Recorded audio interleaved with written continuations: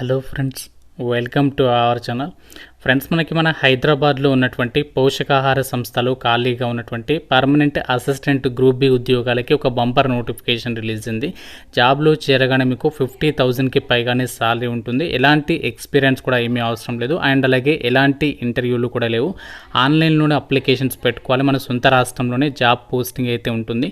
ఈ వీడియోలో మీకు ఈ జాబ్స్కి సంబంధించి ఫుల్ డీటెయిల్స్ అండ్ అలాగే ఎలా అప్లై చేయాలి, సెలక్షన్ ప్రాసెస్ ఏంటి, అన్ని డీటెయిల్స్ని కూడా క్లియర్గా ఎక్స్ప్లెయిన్ చేస్తాను. సో వీడియోని ప్రతి ఒక్కరు కూడా లైక్ చేసి ఒక చిన్న సపోర్ట్ అనేది ఇవ్వండి. మీ ఫ్రెండ్స్ కూడా యొక్క వీడియోని అయితే షేర్ చేయండి. సో దట్ వాళ్ళకు కూడా హెల్ప్ అవుతుంది. ఛానల్ని సబ్స్క్రైబ్ చేసుకుని బెల్ ఐకాన్ని క్లిక్ చేసి ఆల్ ప్రెస్ చేసి పెట్టుకోండి.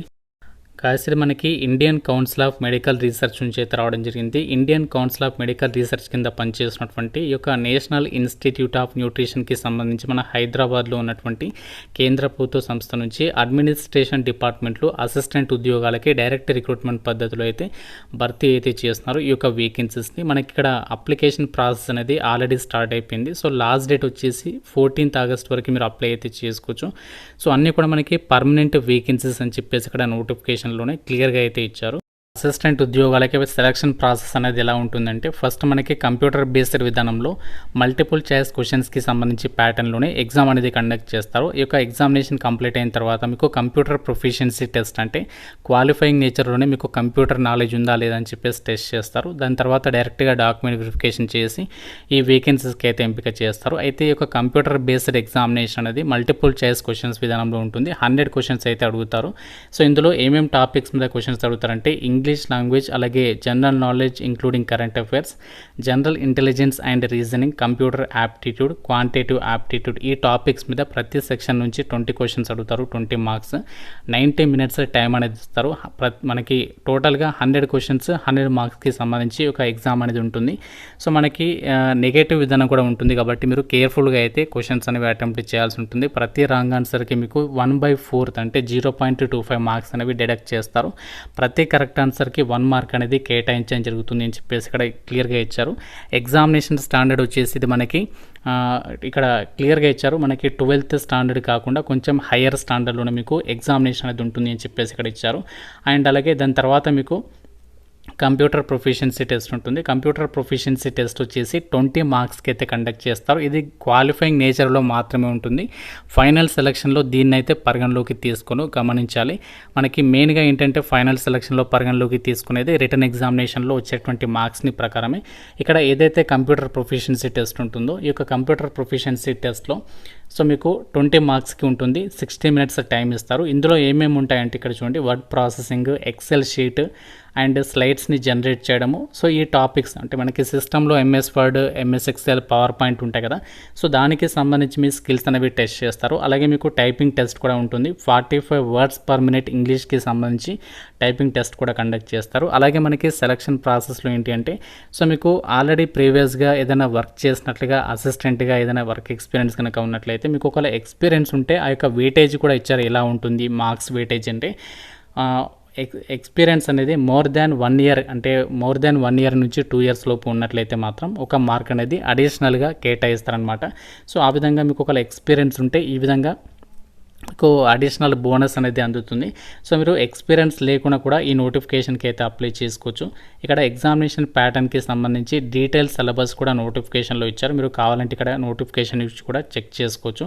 ఎగ్జామినేషన్ సెంటర్ మాత్రం మనకి ఏపీ, తెలంగాణ 2 తెలుగు రాష్ట్రాల వాళ్ళకి మన హైదరాబాద్లో అయితే కండక్ట్ చేయబోతున్నారు. ఇండియన్ సిటిజన్స్ అందరు కూడా అప్లై అయితే చేసుకోవచ్చు. ఎగ్జామినేషన్కి సంబంధించి మనకి ఎప్పుడు కండక్ట్ చేస్తారు, మనకి ఆ డేట్స్ అన్నీ కూడా మీకు ఈమెయిల్ ద్వారా అలాగే అఫీషియల్ వెబ్సైట్లో మేము అప్డేట్ చేస్తాము అని చెప్పేసి ఇక్కడ నోటిఫికేషన్లో అయితే క్లియర్గా మెన్షన్ చేయడం అనేది జరిగింది. మీకు ఇనీషియల్గా 2 years ప్రొబేషన్ పీరియడ్ అనేది ఉంటుంది. అన్నీ కూడా పర్మనెంట్ సెంట్రల్ గవర్నమెంట్ ఉద్యోగాలే అని చెప్పేసి కూడా సో నోటిఫికేషన్లో అయితే క్లియర్గా అయితే మెన్షన్ చేశారు కాబట్టి ఎవరు కూడా మిస్ చేసుకోవద్దు. సో చాలామంది ఏంటంటే డిగ్రీ పాస్ అయి ఉండి పర్మనెంట్ సెంట్రల్ గవర్నమెంట్ జాబ్ కావాలి, అది కూడా మా సొంత రాష్ట్రంలోనే అనుకున్నటువంటి వాళ్ళు మాత్రం ఈ నోటిఫికేషన్ అయితే ఎట్టి పరిస్థితుల్లో కూడా మిస్ చేసుకోవద్దు. మీరు ఏ డిగ్రీ పాస్ అని కూడా అప్లై అయితే చేసుకోవచ్చు.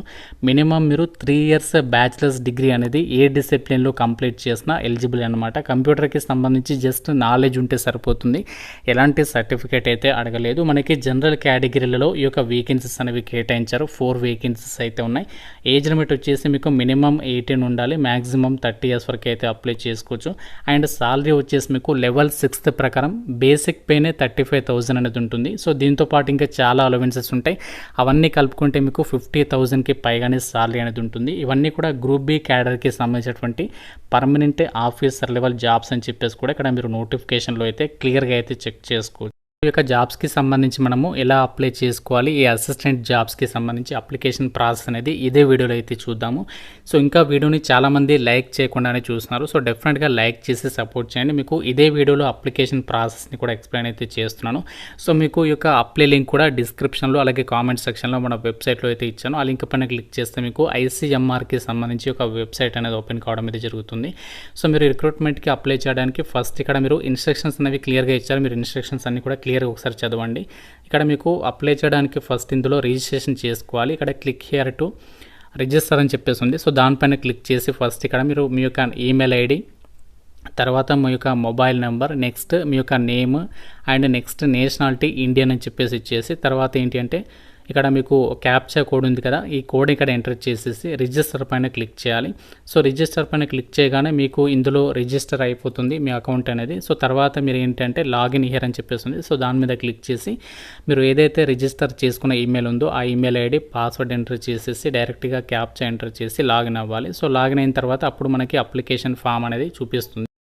ఫ్రెండ్స్ మీరు ఇందులో రిజిస్టర్ చేసుకున్న తర్వాత రిజిస్టర్ అయిపోయిన తర్వాత మీకు ఈమెయిల్కి ఒక లింక్ అనేది పంపిస్తారు. ఆ యొక్క ఈమెయిల్కి వచ్చినటువంటి లింక్ పైన క్లిక్ చేసి వెరిఫై చేసుకోవాలి. సో వెరిఫికేషన్ చేసుకున్న తర్వాత అక్కడ మీరు పాస్వర్డ్ అనేది క్రియేట్ చేసుకోవాలి. సో చేసుకున్నటువంటి పాస్వర్డ్ని మనము ఈ మొబైల్ నెంబర్కి వచ్చినటువంటి ఓటీపీ ఎంటర్ చేసిన తర్వాత మీరు అప్పుడు ఆ యొక్క రిజిస్టర్ ఈమెయిల్ ఐడి పాస్వర్డ్ అనేది ఎంటర్ చేసి ఇక్కడ లాగిన్ అవ్వాలి. సో లాగిన్ అయిన తర్వాత మనకి ఇంటర్ఫేస్ అనేది ఈ విధంగా ఉంటుంది.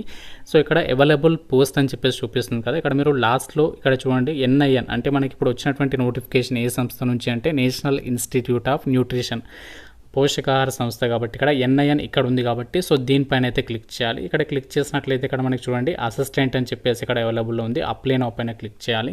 సో క్లిక్ చేసినట్లయితే మనకి ఈ విధంగా అయితే వస్తుంది. ఇక్కడ మనకి అసిస్టెంట్ ఉద్యోగాలకి సంబంధించి జాబ్ డీటెయిల్స్ అనేవి చూపిస్తుంది. అండ్ ఇలాగే ఇంకా ఏ సంస్థల్లో ఈ యొక్క జాబ్స్ అనేవి అవైలబుల్లో ఉన్నాయి చూపిస్తుంది. అంటే మనకి ఇప్పుడు ప్రజెంట్ ఈ యొక్క పోషకాహార సంస్థనే కాదు ఇంకా చాలా సంస్థల్లో ఈ జాబ్స్ అనేవి భర్తీ చేస్తున్నారు. సో మీరు ఇక్కడ వేకెన్సీస్కి సంబంధించి ఏ సంస్థలో ఎన్ని వేకెన్సీస్ ఉన్నాయి ఆ డీటెయిల్స్ అన్ని కూడా చెక్ చేసుకోవచ్చు. సో ఇక చెక్ బాక్స్ అనేది టిక్ చేసిన తర్వాత సేవ్ అండ్ ప్రొసీడ్ పైన క్లిక్ చేసి ఓకే పైన క్లిక్ చేయాలి. సో అప్పుడు మనకు ఇక్కడ మళ్ళీ ఈ విధంగా వస్తుంది.